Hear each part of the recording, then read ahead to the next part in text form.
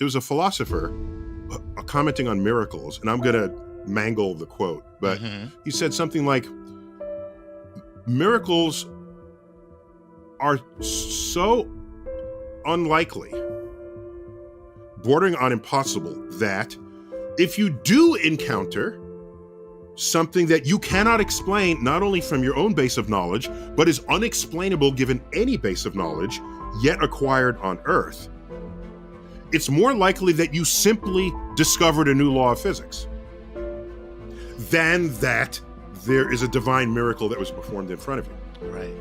Do you believe in God? Me? Creator? Yeah, so I'm, the more I look at the universe, just the less convinced I am that there is something benevolent going on. So if your concept of a creator is someone who's all powerful and all good, that's not an uncommon pairing of powers that you might describe to a creator. All powerful and all good. And I look at disasters that afflict Earth and life on Earth. Volcanoes, hurricanes, tornadoes, earthquakes, disease, pestilence, congenital birth defects. You look at this list of ways that life is made miserable on Earth by natural causes. And I just ask, how do you deal with that? So philosophers rose up and said, if there is a God, God is either not all powerful or not all good. I have no problems if, as we probe the origins of things, we bump up into the bearded man. If that shows up, we're good to go. Okay? Not a problem. There's just no evidence of it.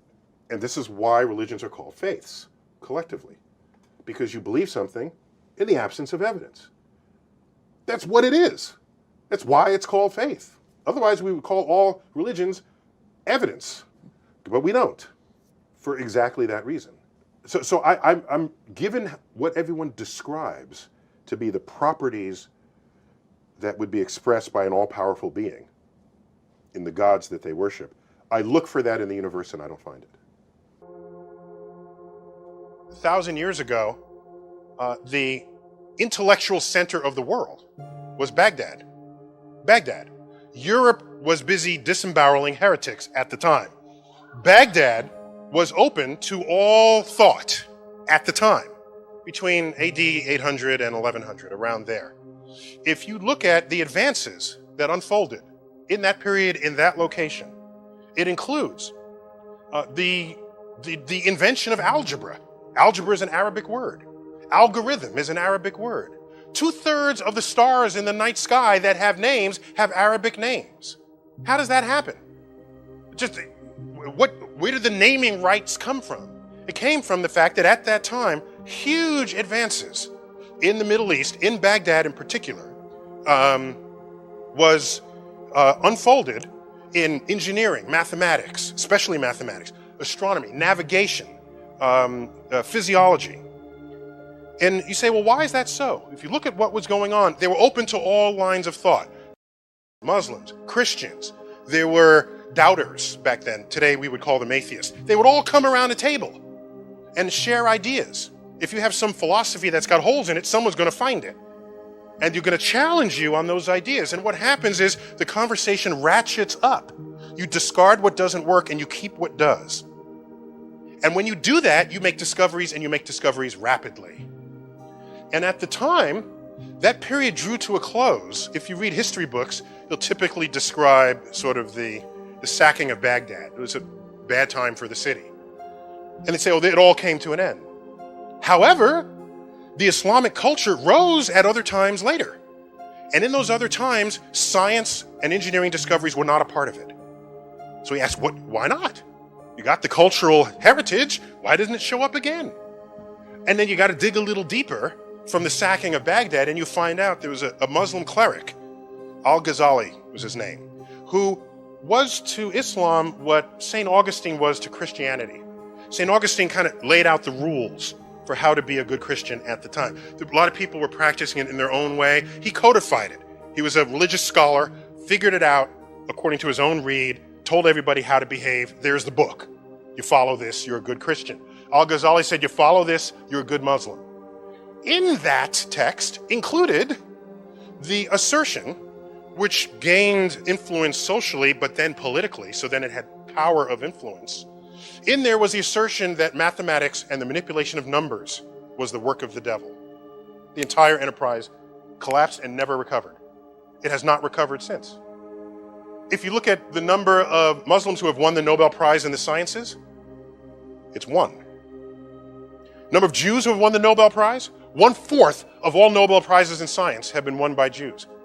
How many Muslims in the world? 1.3 billion. How many Jews in the world? 15 million tops. So you look at what effect the culture of discovery and learning can have on what you discover about the natural world. It's extraordinary. So just because you're making discoveries doesn't mean it's forever. And I look at the 20th century in America as a period of great discovery. And then I see forces now operating against it. And then I look at the history of the consequences of this, and I see America just simply fading into insignificance. No, it's not off of a cliff, it's just a slope. And every next day you're a little bit further down on the slope. You barely notice it, right? Until one day you can't see over the hill that you just came from. And then you try to make do with what you have down here, and then you find out it's the rest of the world making the inventions and not you. You're trailing, no longer leading. You're not even abreast with what's going on. You're running behind trying to catch up. We've talked about science and religion like our whole lives, my friend and I.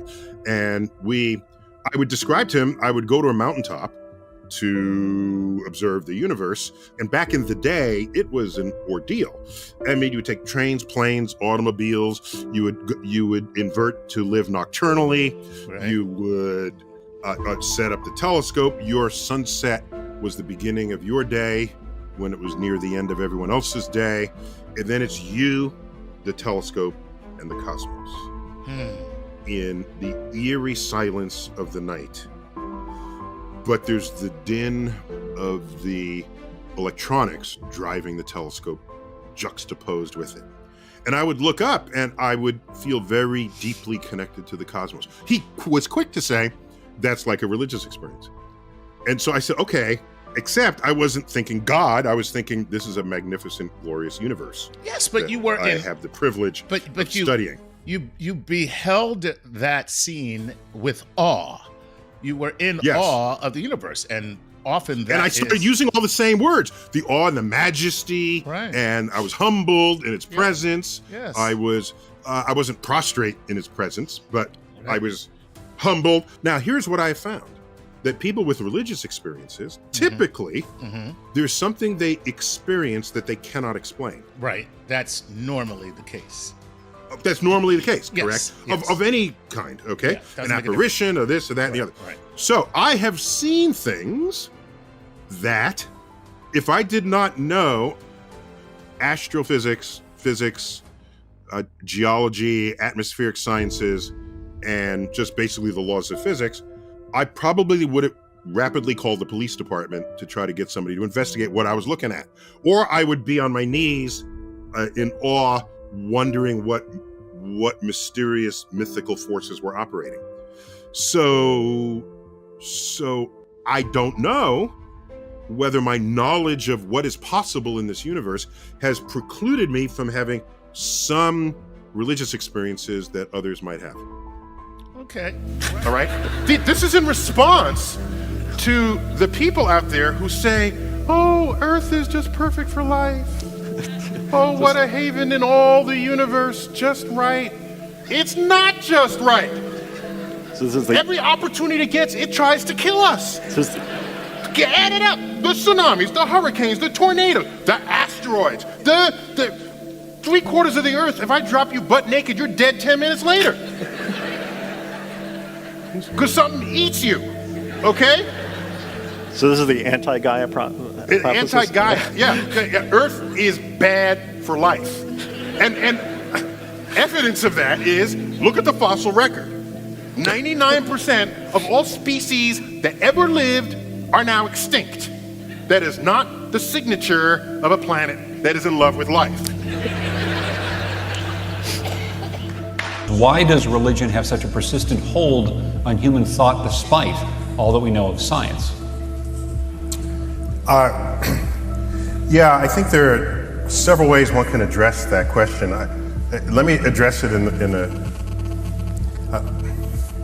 consider not long ago when so much of the Western world was the state was the religion.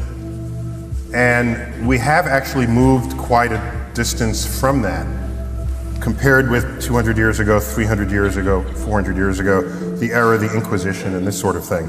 And so to say that it has such a grip, it has a fraction of the grip that it once did on the operations of human conduct and of society. So the real question is, if implicit in that is, given what we know of science, why would religion still have any grip at all? Not why does it still have a big grip? Because it's not a big grip when you look in the developed world. So, in fact, most of Europe are just, they're whole countries where religion has essentially disappeared entirely. And the countries are not full of violence and, it's just, the assumption that you have to be religious to be moral is a false one. It's empirically false, because you just look around in places where that's the case. So,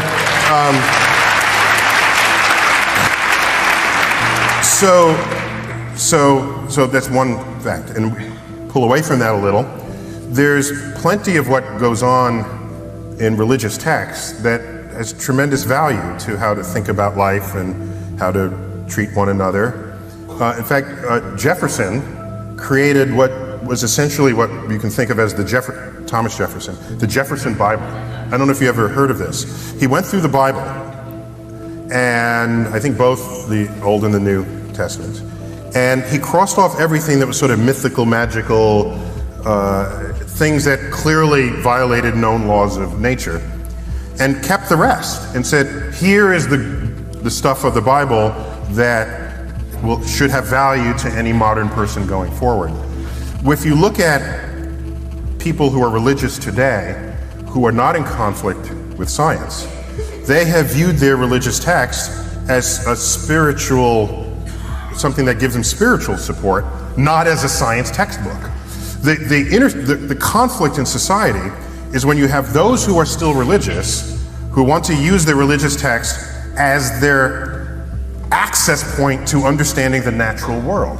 And persistent efforts of the past to make that happen have just simply failed. The Bible does not work as a science textbook. In fact, Galileo knew this, and he himself was a religious man. He's famously quoted as saying, the Bible tells you how to go to heaven, not how the heavens go. So on that scale, the conflict comes about when that subset of the religious community feels threatened by scientific discoveries that are different from how they interpret what the natural world should be in the Bible. I think it's that point where you get to the concept of the God of the gaps. You go, we do not understand this, science takes us so far, but we don't understand anything beyond that. Therefore, that's God. The stuff that we don't get, that's God. And the trouble with that is the moment that you actually go, no, we do understand that now, is people going, well, did God just go away then? And it goes back, nice simple things like the rainbow. The point where you go, well, the rainbow actually, it's an optical effect. It's not something magic that gets put up in the sky to memorialize the flood. Plus, did you know that everyone sees a unique rainbow? No. That's right. The rainbow is an optical effect for the person who sees it. So if you stand 10 feet to my left, you see a different rainbow than I see. It's a remarkable, fun fact about rainbows. My favorite fun fact about rainbows is the fact that they were originally believed to have 6 color bands, but that Newton added indigo and violet. Yeah, Newton he liked his 7. The number 7. He had a mystical feeling for the number 7. Throws in indigo that no one else sees. Yeah, nobody. Hands up here. Who actually goes indigo, violet? There's the indigo. You don't. You just go purple. Yeah, exactly. Blue, purple. But so another thing about the rainbow, because each rainbow is unique to the viewer, it can only be a rainbow that is exactly face on to you. You've never seen a rainbow that was like at an oblique angle. Think about it. They're exactly hemispherical in front of you. That's why you can never get to the base of the rainbow. Because that would mean your perspective on it would change. That's what makes it a good place to hide the gold. Okay? In case you didn't know. All right. Are you outing yourself here as an unbeliever in leprechauns? People have been burned at stakes for that. Indeed am. Another thing, you mentioned the God of the gaps. In a free society, a free pluralistic society, where the freedom of the expression of religion is constitutionally protected, which is a fundamental part of why America was so attractive to immigrants from around the world, whose religious differences were not being supported in their hometown. I will never be one to tell you what you should believe or what you should not believe. What I will say is that if you want to say that where we don't understand things, that's where God rests, that's where God operates, the God of the gaps argument, because I get asked that all the time. What was around before the universe? I don't know. Must have been something, God. So they got to stick in God where we're not there yet. And I just say, we got top people working on that. It's a current frontier. We're not there yet. And given the history of the moving frontier, where people had previously said, well, God must be operating, we're long past that. Those explanations have come. And so there's no compelling reason to say God did it and then sort of give up and go on to the next problem. My issue with the God of the gaps is that if you feel that way, you should not be writing the science curriculum of a classroom. Okay? That's all. Okay?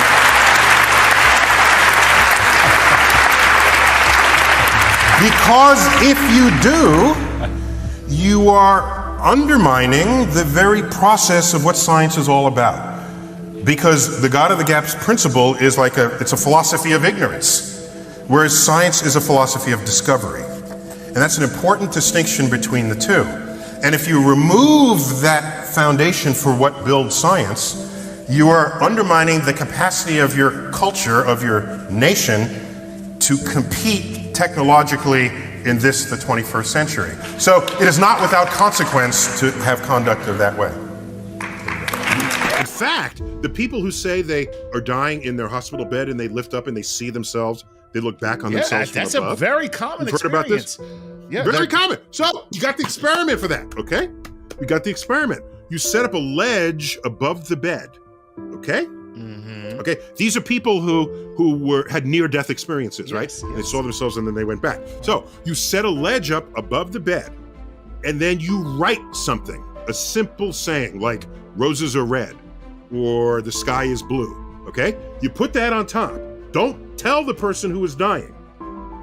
When they say they went up and saw themselves, they would see this thing that you wrote and get them to tell you what it said. Oh, that's rough. That would be evidence. That's what I'm saying. That would be evidence that they actually came up. That they came out, they were looking down physically on their own body. Yes, exactly. On their own body in the bed. That's right. So there are experiments you can do. And by the way, there's a history of this. Did you know that late 1890s, was it? At the turn of the century, Wilhelm Röntgen, you realize he discovered X-rays. We call them X-rays. In Germany, he's German, they call them Röntgen rays, okay, as you'd expect. Right. Okay. They see through your body. What people were doing back then was, oh my gosh, if it can see through the body, maybe if I X-ray you the moment of your death, I will see the soul rise up out of your corporal existence. So they did these experiments. I mean, why not? Yeah, the person's already dying. They don't have to worry about the radiation, that's for sure. I know you're an avowed atheist. How can you be so certain that there is no supernatural, godlike entity out there, given that we know so little? Well, first, I don't count myself among the ranks of avowed atheists, and I'll give a fast example why. A friend of mine went up to fix the Hubble telescope, okay, on the space shuttle, and on my Facebook feed, I said, Godspeed to the space shuttle astronauts, and then in the comment thread, it said, I thought you were an atheist. How could you possibly say that? And so the fact that I gleefully said that, and atheists complained about it, clearly I'm not an atheist. Okay? What are you? My favorite Broadway musical of all time is Jesus Christ Superstar, which I saw in real time in New York City. I don't know that atheists can, so I don't. So is there a God then, Neil deGrasse Tyson? I'll be about to have breaking news. I don't know. Is there a God? Okay, so what I will tell you is that there are a lot of unknowns in the universe, but just because there are unknowns does not mean there's a deity in the unknown. If you're going to assign a deity to that which, it doesn't mean there isn't. That's correct. So you're more of an open mind about this, right?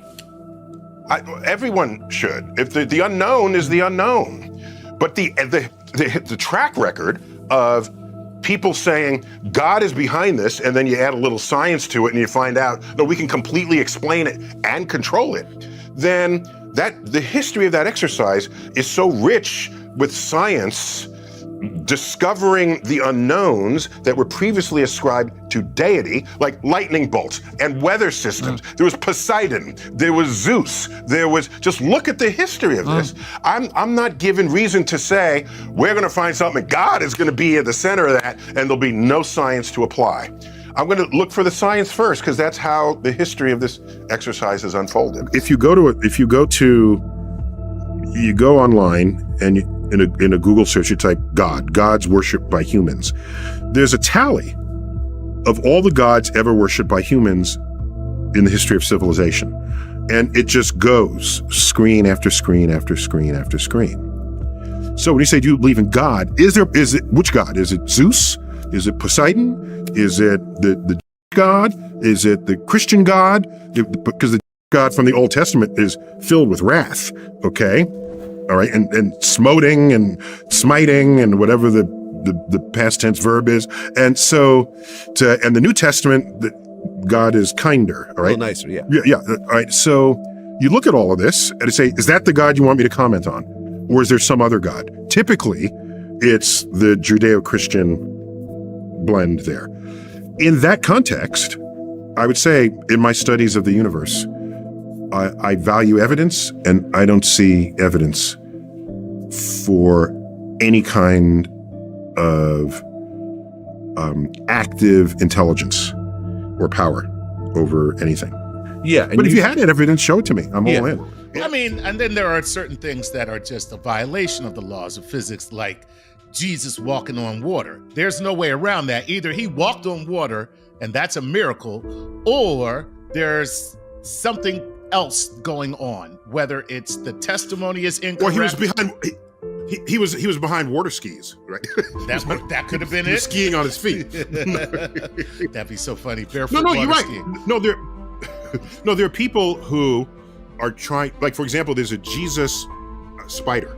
There's a spider or a Jesus lizard. Jesus lizard that can walk on water. Yes, I've seen that. It runs. They call it the Jesus lizard. Right. But the Jesus lizard is walking on water because of surface tension. Plus, it's propelling itself so that part of the effort gets it back out of the little bit of water that it sunk into. Plus, he doesn't weigh very much. So I would say that's an insult to Jesus, because the lizard is using laws of physics to do it. Right. Whereas Jesus had to violate the laws of physics.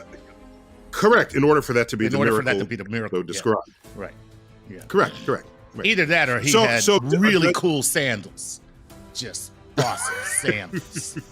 Styrofoam sandals. Styrofoam sandals.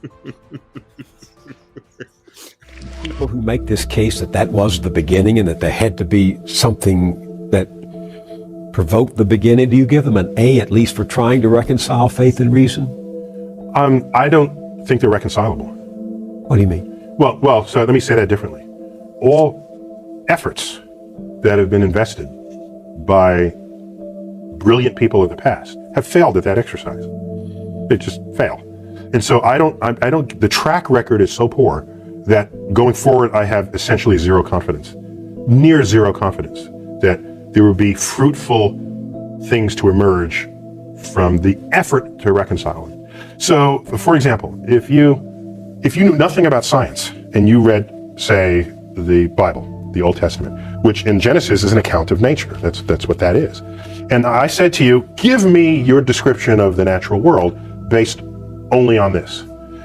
You would say the world was created in 6 days and that stars are just little points of light, much lesser than the sun. And in fact, they can fall out of the sky, right? Because that's what happens during the Revelation.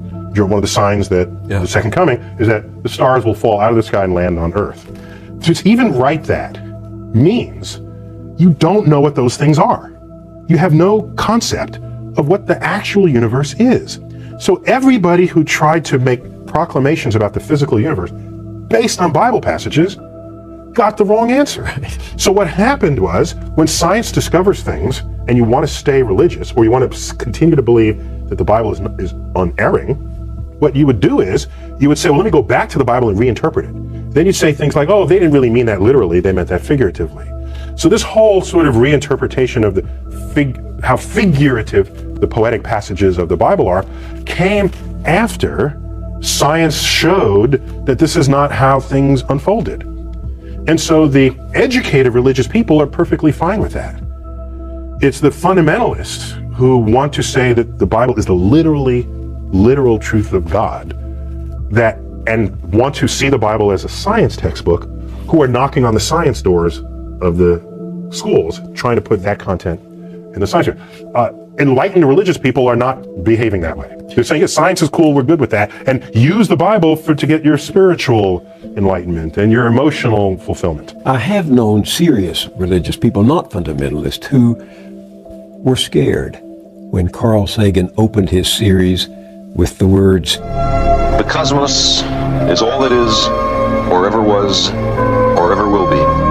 That scared them, because they interpret that to mean that if this is it, there's nothing else, no God and no life after. For religious people, many people say, well, God is within you, or God, there are ways that people have shaped this, rather than God is an old gray-bearded man in the clouds. So if God is within you, what I'm sure Carl would say, in your mind, and we can measure the neurosynaptic firings when you have a religious experience. We can tell you where that's happening, when it's happening, what you're feeling like at the time.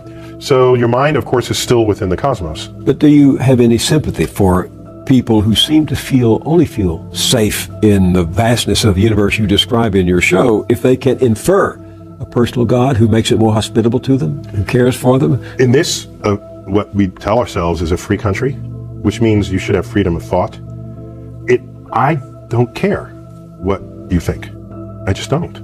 Go think whatever you want. Go ahead. Think that there's one God, 2 gods, 10 gods, or no gods. That is what it means to live in a free country.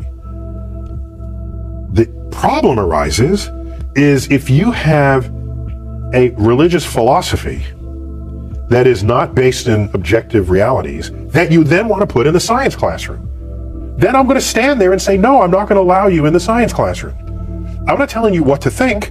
I'm just telling you in the science class, you're not doing science. This is not science. Keep it out. That's when I stand up. Otherwise, go ahead. I'm not telling you how to. Don't you sometimes feel sad about breaking all these myths apart? No, because I think it's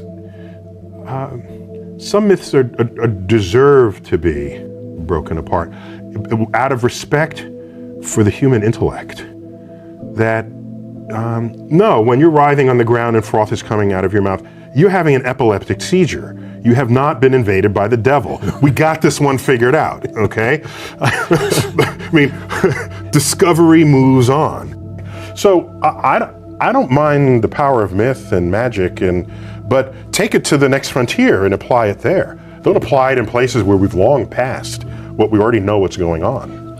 I think you must realize that some people are going to go to your show at the planetarium and they're going to say, aha, those scientists have discovered God, because God, dark matter, is what holds this universe together. So is that a question? It's a statement. You know they're going to say that. So The history of discovery, particularly cosmic discovery, but discovery in general, scientific discovery, is one where at any given moment there's a frontier. And there tends to be an urge for people, especially religious people, to assert that across that boundary into the unknown lies the handiwork of God. This shows up a lot. Newton even said it. He had his laws of gravity and motion, and he was explaining the moon and the planet. He was there. He doesn't mention God for any of that. And then he gets to the limits of what his equations can calculate. So can't quite figure this out. Maybe God steps in and makes it right every now and then. That's where he invoked God. And Ptolemy, he bet on the wrong horse, but he was a brilliant guy. He formulated the geocentric universe with Earth in the middle. This is where we got epicycles and the machinations of the heavens. There was still a mystery to him. He looked up and uttered the following words: when I trace at my pleasure the windings to and fro of the heavenly bodies. These are the planets going through retrograde and back. The mysteries of the earth. When I trace at my pleasure the windings to and fro of the heavenly bodies, I no longer touch earth with my feet. I stand in the presence of Zeus himself and take my fill of ambrosia. What he did was he didn't invoke Zeus to account for the rock that he's standing on or the air he's breathing. It was this point of mystery, and in gets invoked God. This, over time, has been described by philosophers as the God of the gaps. If that's where you're going to put your God in this world, then God is an ever-receding pocket of scientific ignorance. If that's how you're going to invoke God, if God is the mystery of the universe, these mysteries, we're tackling these mysteries one by one. If you're going to stay religious at the end of the conversation, God has to be more to you than just where science has yet to tread. So to the person who says maybe dark matter is God, if the only reason why you're saying it's because it's a mystery, then get ready to have that undone. Anybody know that there's a heaven, that they're going somewhere, that there's an afterlife? How could anyone know that? No, that boggles my mind. They can believe they know. Well, but belief is, I could believe that it's raining, but it ain't. Well, this is the difference between believing something and using the methods and tools of science to establish what is objectively true. And what is objectively true is something that is true outside of your belief system. That's what science is. Facts and belief. I know the religious people believe, the scientist says prove. What do you believe? What do you think happens when we die? Well, so I can make some unassailable statements about what happens when you die. So you spend your life eating food. Food has a calorie content, and calorie is a source of energy. Calorie is a unit of energy. You bring it in, and then the energy is available for you to maintain your body temperature at nearly 100 degrees. It's 98.6. How do you keep something at 100 degrees when nothing else around you is? You're burning energy to sustain that. Because biologically, we need to be at that temperature to function, okay? You also need energy to walk and to move. That's why you eat food. The moment you die, what happens? You don't maintain the energy. Your temperature drops. How far does it drop? To room temperature. At a funeral, in the casket, if you touch the hand of the person in the casket, your first thought is, the body's cold. No, it's not, it's room temperature. But it's cold compared to 100 degrees. They're no longer burning this energy. Okay, so now, every one of your molecules has energy within it. If you get cremated, that energy gets released in the form of heat. And you heat the air, and that air radiates to space. You get buried, which is how I want my body to be disposed of. Bury me. Bury me. Because you know why? I don't want the energy content of my body to just get radiated out into space, of no use to anybody.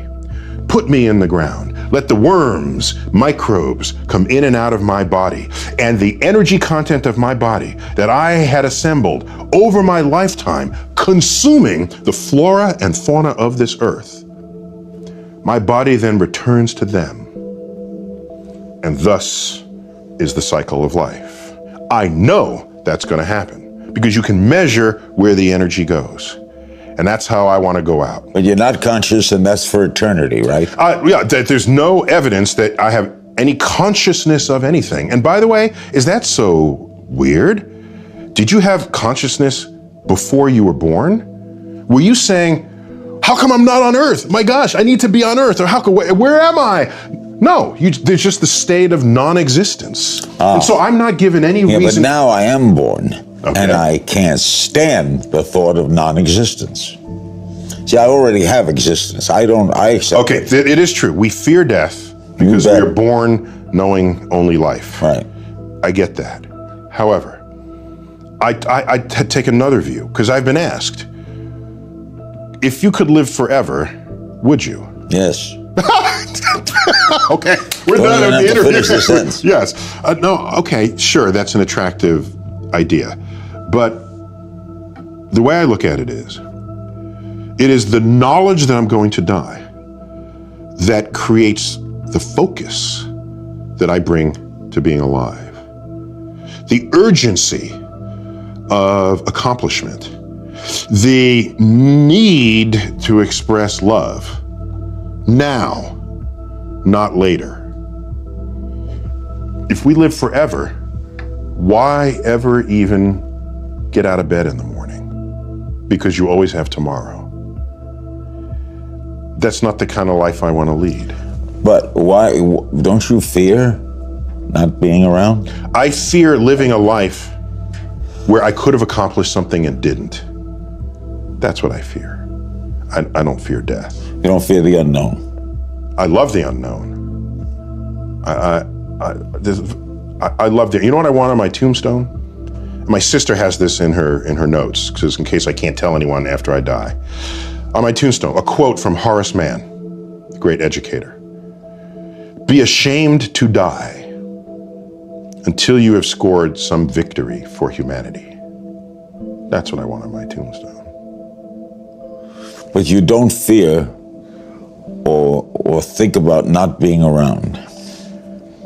My great regret for not being around would be, it would be kind of cool to see my kids continue to grow. Don't you want to know that? Yeah, that'd be fun. I want to see what inventions would make life easier, what clever discoveries or innovations would arise out of the collective brainwork of my species. What do you think when you see religious people, when you see popes or rabbis or people who fervently believe, the Billy Grahams of the world, who are sincere and wonderful people? Yeah, of course. Who actually may be delusional that they're going somewhere? No, they're embedded in belief systems. And what I look at is I see all the belief systems, and when you line them up, they're not really compatible with one another. So whatever they're believing, it can't be a truth that applies to everybody, because other people believe what they do with no less fervor. And so I sit back as a person who's interested in objective truths, and I say, well, it doesn't look like that's a path towards an objective truth. So let people continue to think and say what they want. But as a citizen of a country that is not founded on a religion, it's founded with sort of a secular construct in a way that protects whatever religion you want to express. This is protected in the Constitution. The Constitution doesn't actually mention God. Right. Rather controversial in its day. And it doesn't mention God because they don't want legislation to tell you what God to worship. They knew this. They knew how governments can persecute people who had belief systems that didn't agree with the state. They knew this. So they created those freedoms. And so we have these freedoms. Go ahead. But if you're going to create legislation that has to apply to everybody, and you're now going to put your belief system into legislation, that is not a free and open democracy. Do you see any intention or anything in like the ordering of the cosmos? Yeah, so if intent is an interesting question when imposed on the universe. For the longest while, philosophically, people imagined that the universe was some perfect place. Earth was a haven for life, especially human life, and everything is just right for us. And that would leave you thinking that there's some intent to the universe, that the universe is serving our needs. And of course, this is, as you would suspect, very strong in religious philosophies, where the adherents of that particular religion are sure that they are more special than any other religion, or more correct in so doing. When you look at the large-scale universe and you see these structures, what you have to ask yourself is, suppose all the galaxies were exactly equally spaced, rather than in these filaments and structures. Perhaps you'd be asking the same thing. Oh, look at, is there some intent here? Look how beautifully ordered it is. Ask yourself, is there some configuration of the universe where you wouldn't ask that? Because if there isn't, then the question doesn't actually aim towards a unique answer. If anything you see out there looks like it's ordered to you, then the question, you can't ask the question. You have to be able to ask the question such that if it were this other way, you would reject it. Now, the people who said Earth is a haven and all this, the fossil record argues differently. 97.8% of all life that ever existed is now extinct. That's the sign not of a planet that loves its life. That's a sign of a planet that wants it to get the life the hell off. Right, that's okay? the anti-haven. That's right, yeah. Right. We are alive not because, but in spite of it. From tsunamis, earthquakes, tornadoes, hurricanes, droughts, floods. Every year, they kill thousands of people. Thousands. You're kind of bumming me out, I have to say. I'm not done. Not to mention asteroid impacts. Took out the dinosaurs 65 million years ago. Earth is in a shooting gallery. You want to say there's intent? Yeah, the intent is to kill us. Okay? There's your intent. Wow. So the more you look at the universe, the less clear any purposeful intent there is. On that upbeat note, we're going to need to. Wait. You want an upbeat? Give us when the asteroid comes. Yes. Okay. If we have people who reject the science world, and the asteroid is headed towards us, they will be doing a number of things. Praying, certainly. They'll be running away from the impact point. They'll be buying toilet paper and bottled water. And whereas if you had scientists in your midst and engineers, when the asteroid comes, they say, how can I deflect that? Two completely different outlooks on your fate. So if I'm bumming you out by saying there's disaster that will kill us, I'd like to lift you up again by saying it may be that innovations in science and technology may be the only thing that can save us from ourselves. You debummed me. That's perfect. I think rational investigation could kill pretty much any religious experience. What? A rational questioning of what's going on in the moment would kind of in the moment would kind of squelch with the methods and experience tools itself. With methods and tools to investigate. Right. You know, tools to make the measurement. So here's one. Seth MacFarlane. Okay. Potty mouth Seth MacFarlane. That's right. Who's actually highly scientifically literate. Okay. And there's a lot of evidence for that. If you've seen Family Guy, there's a lot of science references in it. Yeah, right. He's also a fan of Star Trek, and he's had the Star Trek crew as cast members in the cartoon.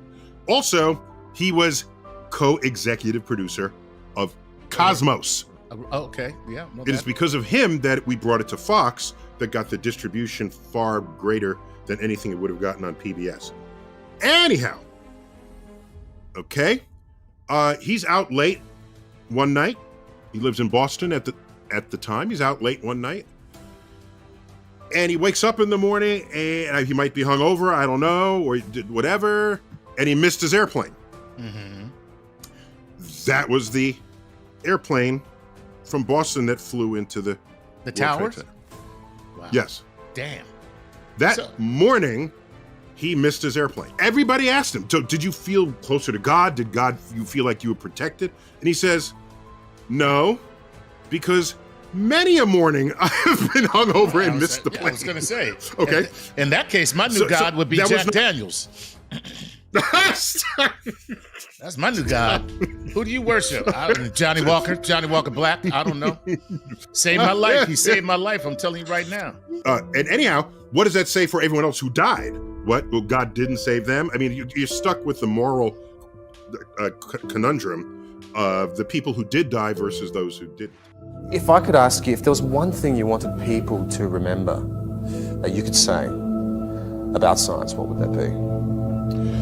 That the universe is knowable, and one need not appeal to mystical, magical forces to account for things. Even if a day arises where something unfolds in front of your eyes that you cannot explain, just because you cannot explain it does not mean it is being driven by mystical, magical forces. It just means it's being driven by laws of physics that we know and you have yet to learn, or that we have all yet to discover. But the universe is knowable, and that's an amazing thing. It's knowable by our feeble human brain that rose up out of the Serengeti, the plains of Africa, to rise up just to survive, to not get eaten. And we build a civilization where we have sufficient free time so that we can contemplate our place in the universe. Anyway, I read a book, Consolation of Philosophy. The main guy, Boethius, is condemned to death. He has everything taken from him. All he has is his reason and his sense of self. Not even that. But he attempts to console himself to this execution by reasoning that the world has order, that there is something that keeps things together. And he uses his reason to try and get to the root of why he should be at peace at death. The problem is, his source of origin is a belief in God. What would you do?